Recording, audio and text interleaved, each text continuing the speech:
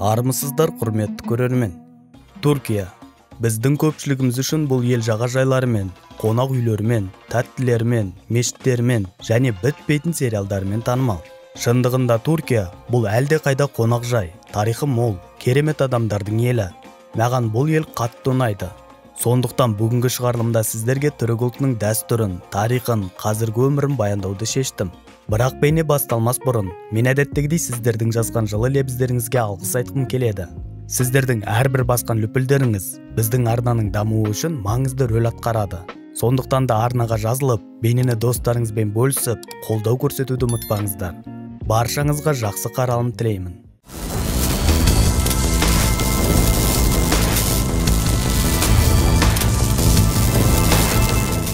Бірінші кезекте біздің арна ұжымы күні кеше жер сілкінісі болған Түркия, Сирия, Ливан, Иордания, Ирак, Кипр елдерінің қайғы қасіретіне ортақ дегім келеді.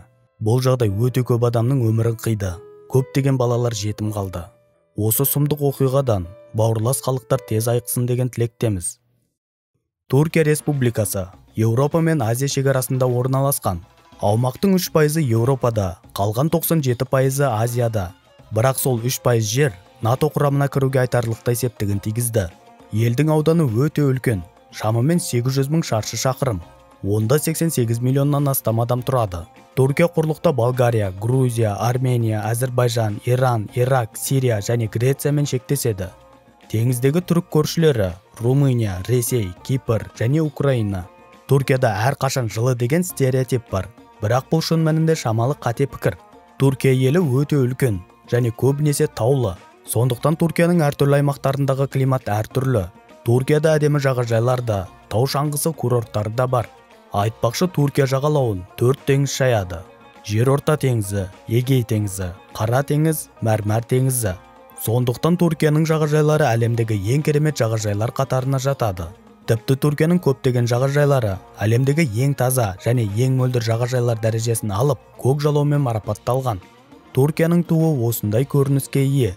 Жарты ай мен жұлдыздың бейнесі исламдық мәдениетке тән. Бұл рәміздер басқа мемлекеттердің жалауларында да кездеседі. Жарты ай мұсылман күнтізбесі бойынша айдың басталуын білдіреді және Мұхаммед пайғамбардың исламды таратуы үшін үйден қоныс аударуын еске салады. Ал жұлдыз Құдайға деген сенімнің нұрын білдіреді. Қызыл түс түрік ұлтының төгілген қанын білдіреді. Ал мынау Осман империясының әр кезеңдегі жалаулары. Қазіргі Түркия 1923 жылы Осман империясының ыдырауынан пайда болды. Бірінші дүниежүзілік соғыста жеңіліске ұшырағаннан кейін империя ыдырады. Оған қоса түрік халқының ұлт азаттық соғысы өтті. Ұлттық қозғалысты Түркия Республикасының тұңғыш президенті болған Мұстафа Кемал Ататүрік басқарды. Түріктер үшін Ататүрік мемлекеттік, саяси және әскери қайраткер.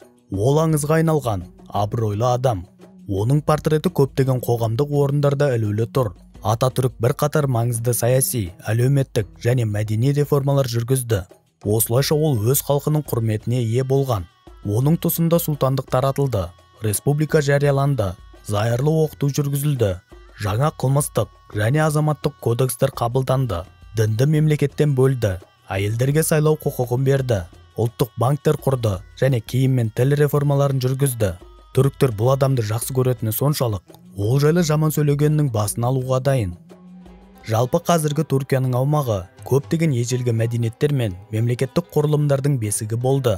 Кезінде Түркия хет патшалығының, Ассирияның, Персияның, Римнің, Арменияның және Византияның бөлігі болған.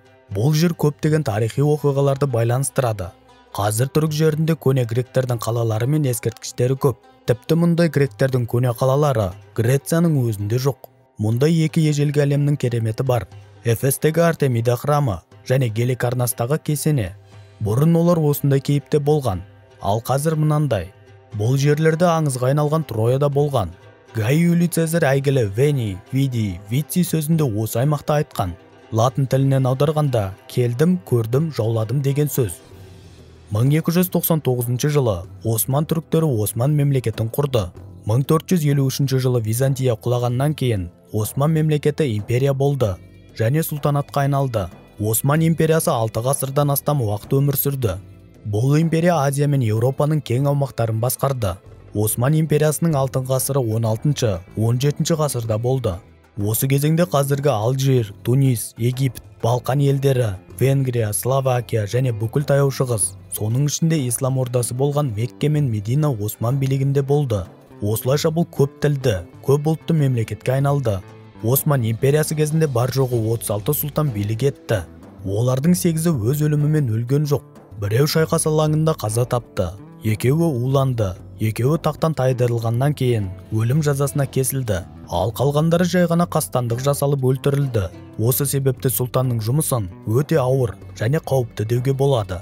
Оның үстіне сұлтан болуға деген бәсекелестік те көптеген өлімдерге алып келіп жататын. Осындай бәсекелестіктің жеңімпаздарының бірі екінші сұлтан Мехмет. Ол таққа отыру үшін аға-інілерінің барлығын өлтіруге шешім қабылдады. Екінші Мехметке өз шешімінің ұнағаны соншалық, ол болашақта сұлтан болуға үміті бар адам ағаларын өлтіруге міндетті деген заң қабылдады. Айтпақшы, 1453 жылы екінші сұлтан Мехмет Константинопольді жаулап алып, оны Осман мемлекетінің астанасына айналдырды. Біраз уақыттан кейін қала Стамбул деп өзгертілді.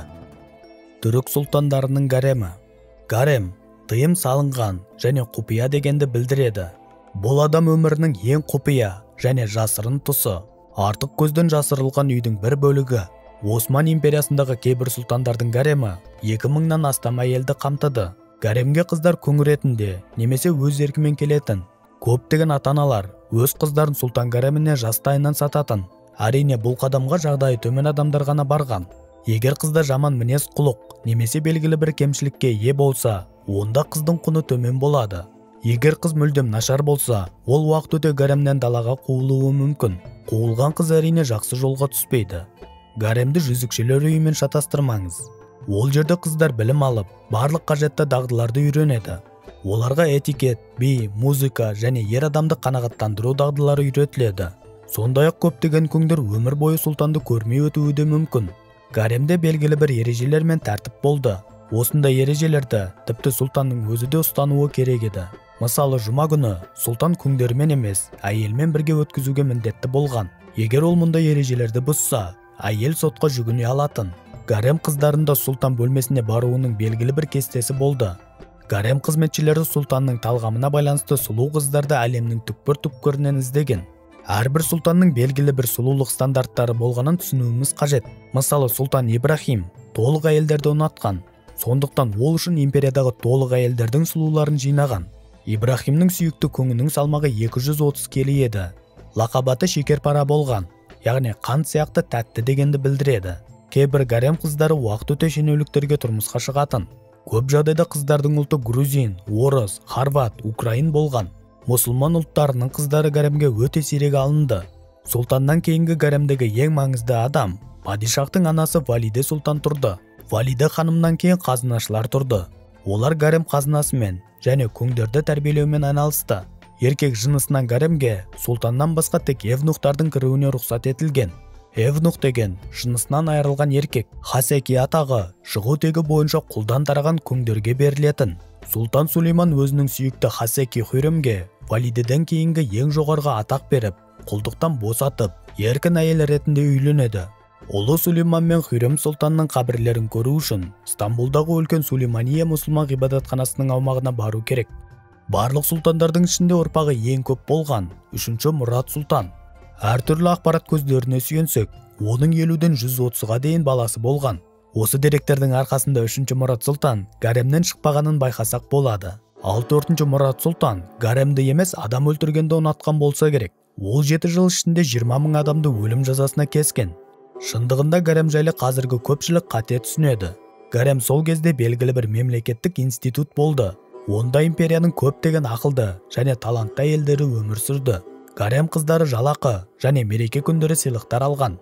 Егер гаремде қыз 9 жыл өмір сүріп, сұлтанның әйелі болмаса, онда ол еркіндікке ие болып, басқа жігітке тұрмысқа шыға алатын.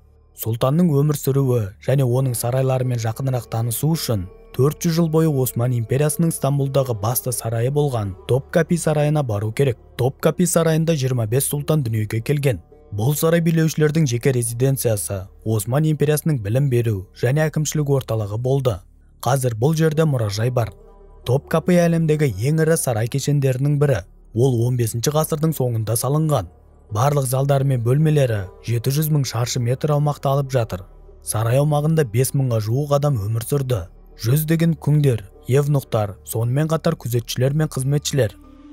Осман империясының да, қазіргі Түркияның да өмірі исламмен тығыз байланысты. Түркиядағы негізгі дін ислам.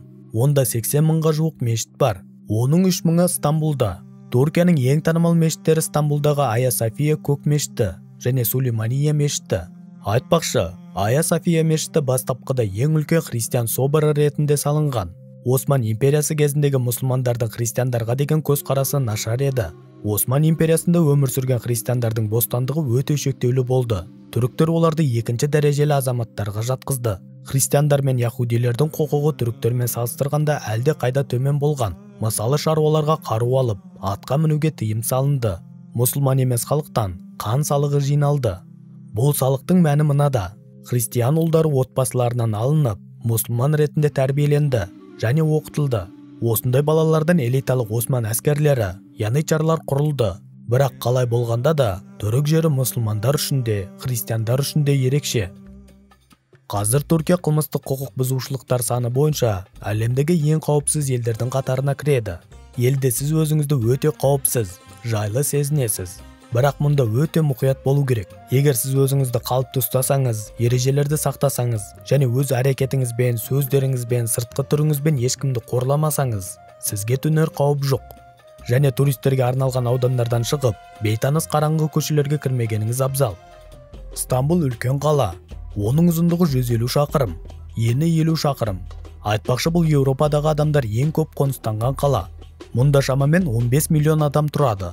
Бұл Түркияның жалпы халқының 20%. Стамбул Еуропа мен Азияның шекарасында орналасқан және кезінде 4 түрлі империяның астанасы болған: Рим, Византия, Осман және Латын. Бірақ қазір ол мүлдем астана емес.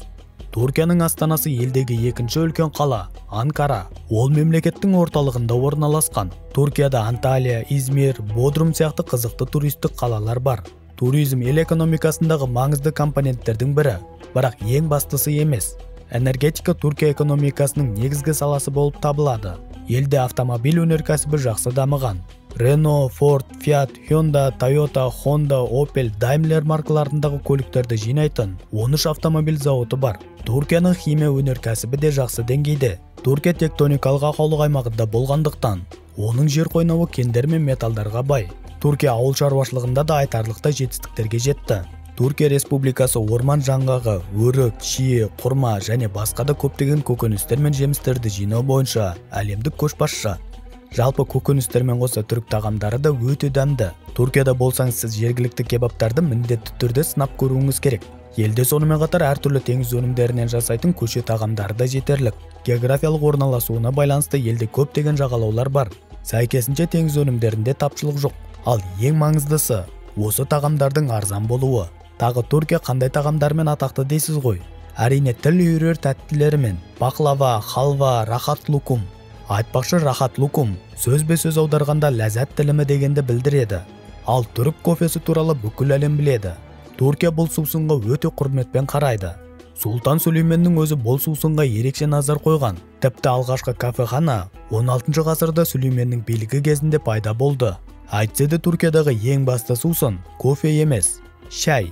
Түркиядағы шай бұл жай ғана сусын емес. Бұл дәстүрлі халықтық мәдениеттің бір бөлігі. Мұнда шай ішіп отырған адамдарды кез келген жерлерде көруге болады. Стамбулда әлемдегі ең үлкен жабық базар бар. Бұл сауда-саттық орталығы Константинопольді басып алғаннан кейін көп ұзамай 15 ғасырдың ортасында пайда болды. Ол 4000-ға жуық дүкендер мен сауда нүктелері бар. 66 көшеде орналасқан. Түріктер өте еңбекқор халық. Олар жақсы жұмыс істей алады және саудаласуды жақсы көреді. Саудаласу олар үшін бір жағынан азарт болып саналады. Базарда әшейін бір көріп шығайыншы деп кіріп, қолыңызды 5-6 сөмке заттармен шықсаңыз таң қалмаңыз. Жергілікті тұрғындар гүлдерді өте жақсы көреді. Түркия аумағында 9000-ға жуық гүлдер түрі өседі. Тіпті гүлдер астанасы болып саналатын Нидерландыға қызғалдақтар 16 ғасырда Түркиядан келген. Түріктер тек гүлдерді ғана емес, жануарларды да, әсіресе мысықтарды өте жақсы көреді. Мысықтар мұнда өздерін керемет сезінеді және оларға ешкім тиіспейді. Пайғамбар Мұхаммед саллаллаху алейхи уассаламның өзі мысықты өте жақсы көрген екен. Оның Муиза атты мысығы болған деседі. Пайғамбар Мұхаммед саллаллаху алейхи уассалам мысықтарды сатуға, айырбастауға және ренжітуге тыйым салды. Кейбір Түркия көшелерінде ит мысықтарға арналған арнайы тамақтандыру автоматтары да орнатылған екен. Түркияда ұшақ тасымалы және көлік жолдары жақсы дамығанымен, темір жол көлігі аса құрметке ие емес. Сондықтан мемлекет ішінде жүріп тұру үшін автобустар қолданылады. Әйтсе де түрік жолдарында өте мұқият болу керек. Осман империясының ұрпақтары жолда тәуекел жасап айдағанды ұнатады. Тіпті оларды кейде бағдаршамдағы қызыл түсте тоқтата алмайды. Қоғамдық көліктерден басқа үлкен қалаларда метро мен трамвай да бар. Сондай-ақ Стамбулда су көлігін белсенді пайдалануға болады. Бір қызығы, қоғамдық орындарда, көліктерде түрік еркектері ешқашан таныс емес әйелдердің жанына отырмайды. Түріктер әйелдерін қатты қызғанады. Тұрмысқа шыққаннан кейін әйел ұзын көйлектер киіп, иықтарын жауып, орамал тағулары керек. Түріктер әйелдермен қол беріп алыспайды. Ал егер құрметті адам болса, қолын сүйіп, маңдайын қояды. Бұл құрмет білдіру. Түріктер мен түрік әйелдері ерте үйленеді. Үйлену тойлары былай өтеді. Құдағылар алдын ала жолығып, танысып, тойдың өтетін күнін белгілейді. Одан кейін құдалар келіп, қыздың қолын сұрайды. Құдаласып болған соң күйеу жігіт қызға сақина мен орамал сыйлайды. Үйлену тойынан 2 күн бұрын хына түні өтеді. Бұл қалыңдықтың туған үйімен қоштасу рәсімі. Қалыңдықтың үйіне тек әйелдер жиналады. Қонақтарға қыздың анасы дайындаған түрлі тағамдар ұсынылады. Рәсім барысында қалыңдық ұзын әдемі көйлек киіп, бөлменің ортасына отырады. Басына қызыл орамал тағылады. Әйелдер қалыңдықтың айналасында билеп, ән айтады. Содан кейін оның алақанына қына жағылады. Рәсім аяқталғаннан кейін қалыңдықтың беліне ағасы, немесе әкесі қызыл мата байлайды. Бұл қыздың пәк екендігін білдіреді. Той бізге таныс бағытта өтеді. Би билеу, құттықтау сөздерін айту, сыйлықтар беру. Тағы бір қызық дәстүр. Егер күйеу жігіт қалың мал төлей алмаса, отбасылар ересек балаларын алмасып, олардың арасында неке құра алады. Яғни жігіт өзінің сүйген қызына үйлену үшін орнына қарындасын қалыңдыққа береді. Мұндай әдет құрып, өзінің қатал дәстүрлерімен танымал болған Түркияның Мардин қаласында қолданылады. Егер жас жігіт сүйіктісін ұрлауға шешім қабылдаса, қыздың отбасы қашқандарды қуа бастайды, және оларды тапқаннан кейін бірден өлтіруі мүмкін. Бірақ егер жастар бәрі құрметпен қарайтын қаланың ықпалды тұрғынының үйіне жете алса, онда ол құрметті адам келіссөздерде делдал бола алады. Осымен құрметті көрермен, бүгінгі шығарылым соңына жетті. Сіздерге осы деректер ұнады деген ойдамын. Егер расымен де бейне ұнаған болса, достарыңызбен бөлісіп, пікір жазып, löpел басып қолдау көрсетіңіздер. Сіздермен бірге болған сол баяғы Шакамуру. Келесі шығарылымдарда жолыққанша, қош сау болыңыздар.